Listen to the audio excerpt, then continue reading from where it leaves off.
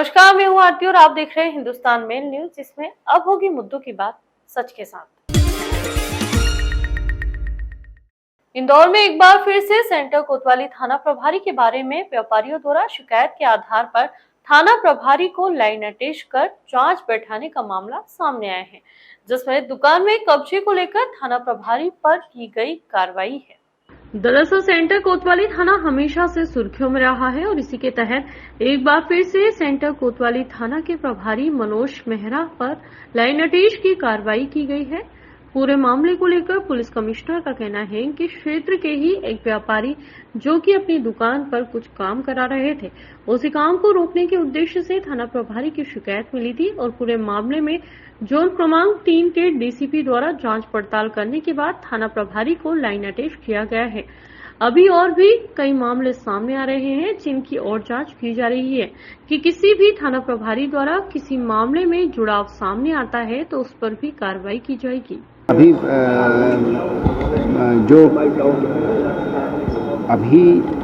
एक शिकायत मेरे समक्ष आई थी और डीसीपी जोन 3 के समक्ष आई थी, जिसमें दो व्यक्तियों के द्वारा एक व्यापारी से उसके दुकान में काम करने से जबरन रोका जा रहा था। इंजीनियर और मजदूरों को भगाने की शिकायत उनके द्वारा की गई थी।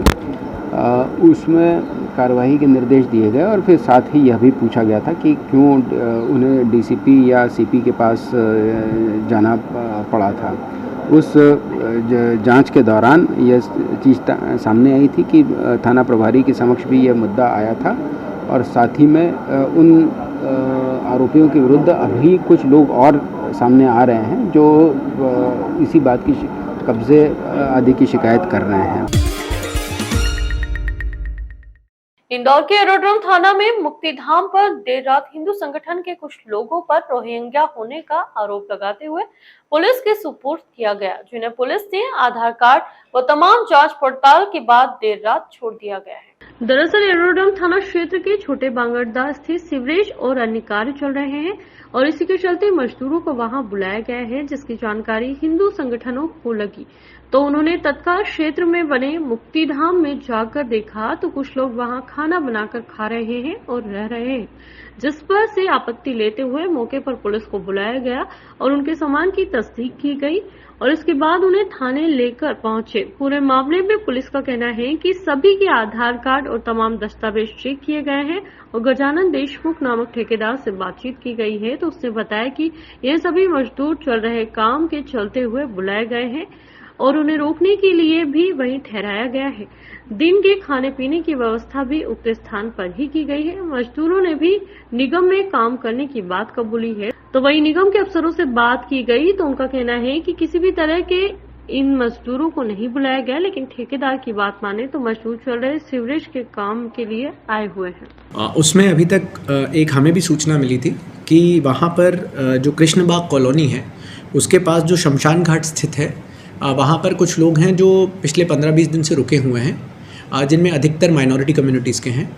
जब वहाँ पर पता करने के लिए पुलिस की टीम पहुँची तो वहाँ पता लगा कि नगर निगम के द्वारा वहाँ सीवरेज लाइन का काम चल रहा है, जो सीवरेज लाइन शमशान घाट से होकर जा रही है। तो नगर निगम ने जिस आदमी को उसका ठेका दिया है वहाँ सीवरेज लाइन का काम कराने का, वहाँ पर वो वर्कर्स लेके आया था, क्योंकि यहाँ उसको वर्कर्स नहीं मिल रहे थे, इसलिए पश्चिम बंगाल और अपने बिहार और इस क्षेत्र के वर्कर्स को लेके आया हुआ था। उन सभी को थाने बुलाकर उनकी पूरी लिस्ट निकलवाई, उनके आधार कार्ड के नंबर लिए, पूरे आधार कार्ड की फ़ोटो कॉपीज़ ली, उसको आधार के जो सेंटर है उसमें वेरिफिकेशन के लिए भेजा गया है और उसमें अभी तक जो है उसमें किसी का भी रोहिंग्या होना या विदेशी होने का कोई भी सबूत नहीं मिला है। उसमें एक ज़रूर बात सामने आई थी कि जब पुलिस पार्टी पहुंची थी, जिसका पूरा वीडियोग्राफी भी हुई है, वहाँ पर तब कुछ भी नहीं था, घटनास्थल पूरा वहाँ पर कोई भी जैसा हथियार नहीं था, परंतु थोड़ी देर बाद कुछ लोगों का कहना है कि वहाँ पर कोई डंडा या तलवार ऐसा कुछ मिला, पर क्योंकि पुलिस जब गई थी तब वहाँ कोई भी वो नहीं था और किसी भी आदमी के पास से नहीं मिला है, तो उस पर अभी उसकी और जाँच कर रहे हैं कि भाई वो कहाँ से वहाँ पर ये अवैध रूप से जो हथियार है या तलवार है ये आई है। इंदौर के विजयनगर थाना क्षेत्र स्थित स्कीम नंबर 54 में रहने वाले अंशुल सिंघल व्यापारी द्वारा पुलिस को शिकायत दर्ज कराई गई थी कि उनकी अलमारी में रखी तिजोरी चोरी हो गई है। पूरे मामले में पुलिस ने सीसीटीवी और अन्य साक्ष्यों के आधार पर नौकरानी से पूछताछ की तो उसने चोरी की घटना कबूल की है। दरअसल विजयनगर थाना क्षेत्र में रहने वाले राजेंद्र कुछ कागजात रखने के लिए तिजोरी में गए थे, लेकिन जब उन्होंने कागजात लेकर अलमारी खोलकर तिजोरी में रखने जा रहे थे तभी देखा कि अलमारी में तिजोरी गायब है। इस मामले में पुलिस को शिकायत की गई। पुलिस ने तत्परता दिखाते हुए चंद घंटों में ही चोरी का खुलासा करते हुए घर की नौकरानी राजकन्या को हिरासत में ले लिया और उससे चोरी हुई चीजें भी बरामद कर ली गई और सोने चांदी के जेवरात रखे हुए थे। नौकरानी द्वारा सबसे पहले घर में लगे सीसीटीवी कैमरे को बंद किया गया और चोरी करने के बाद दोबारा से सीसीटीवी कैमरा चालू कर दिया गया। घटना सीसीटीवी में कैद हो गई और उसी निशानदेही पर चंद घंटों में ही पुलिस ने चोरी का खुलासा कर दिया। फिलहाल पुलिस पकड़ाई महिला से पूछताछ में जुटी हुई है। आज कल हमारे यहाँ एक शिकायतकर्ता आए थे अंशुल सिंघल, उनके द्वारा शिकायत की गई थी कि उनके घर में चोरी हुई है। हम लोगों ने उसके डिटेल में गए, एफआईआर दर्ज करी 457 380 की। उसके पश्चात उसकी जो मेड थी नौकरानी पर शंका हुई थी, उसके द्वारा कुछ कैमरे वैमरे बंद करने की कुछ फुटेज मिले थे। उस आधार पे हमारे द्वारा उसको पकड़ा गया है और उसके द्वारा जो डिजिटल लॉकर उसको उठा के लेके गई थी, उस संबंध में उसको हमने बरामद कर लिया। उस संबंध में हम लोग पूछताछ कर रहे हैं। मालिक के आने पर जो उसका लॉक नंबर है उसको खोल के उस तिजोरी से क्या क्या माल उसमें गया था वो सब हम लोग रिकवर करेंगे। कितने का माल बरामद हुआ जी? नहीं, अभी वो लॉकर डिजिटल लॉकर बरामद हुआ है। उस लॉकर में क्या क्या सामान है वो सब खोलने के बाद पश्चात ही पता चलेगा। उनके पिताजी के पास उसका वो नंबर है, वो आएंगे, उसके बाद उसको खोलेंगे। कौन नौकरानी सर? उसका नाम राजकन्या है, वो हमारे हिरासत में है और हम लोग लगातार उससे और पूछताछ कर रहे हैं। तो क्या आरोपी यही है सर? हाँ, आरोपी वही है। ये कौन आरोपी, ये फरियादी क्या बैकग्राउंड है इनका, क्या करते हैं? ये बिस्लरी का इनका कुछ व्यवसाय है पानी का, और वही उनका वो प्रोफाइल है। कैसे पहुंची सर आरोपी तक की पुलिस? और कुछ फुटेज के आधार पे और इन्वेस्टिगेशन में कुछ टेक्निकल चीज़ों को हमारे द्वारा इस्तेमाल किया था, उस आधार पे हम लोग आरोपिया तक पहुंच पाए थे। आपके पास दो आंखें हैं, जब तक आप लोग खुद का दिमाग नहीं लगाओगे, जब तक सक्रिय नहीं होगे, तब तक ऐसे अंधविश्वास पनपते रहेंगे। आज 506 पर्ची बनाने वाले लोग भारत में हैं, जिसमें से 200 लोगों की सूची मेरे पास है। सब्जी बेचने वाले भी पर्ची बना रहे हैं। मैं आपको शिक्षा देकर जाऊंगा, 24 घंटे में ये पर्ची बनाने वाले गायब हो जाएंगे। मैं आपको सिखा कर जाता हूँ, आप पर्ची बनाने लग जाओगे। नाम रख लेना इंदौर सरकार। अंधविश्वास को बढ़ावा मत दो, लुटेरे पर्चे बनाने आ चुके हैं, ये कहना है इंदौर आए पंडोखर सरकार वो पंडित गुरुशरण शर्मा का। इंदौर में 9 से 11 जून तक लगने वाले 3 दिवसीय दरबार के लिए ये गुरुवार को इंदौर पहुंचे। इस दौरान उन्होंने मीडिया से चर्चा की और सवालों के जवाब भी दिए। उन्होंने पंडित धीरेन्द्र शास्त्री पर बिना नाम लिए पंडोखर सरकार ने जमकर निशाना साधा। पंडित धीरेन्द्र शास्त्री के पर्चे बनाने पर उठाए सवाल पर बिना नाम लिए बोले, पर्चा बनाना भी एक ट्रिक है। बोले, मैं नाम नहीं लूंगा, लेकिन समझदारों को इशारा काफी है।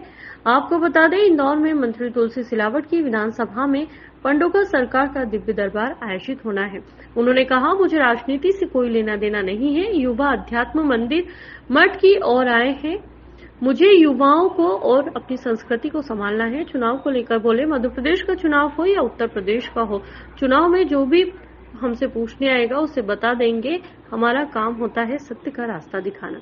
जो भी दरबार में आएगा, पर्ची बनवाएगा, उससे बात किया जाएगा।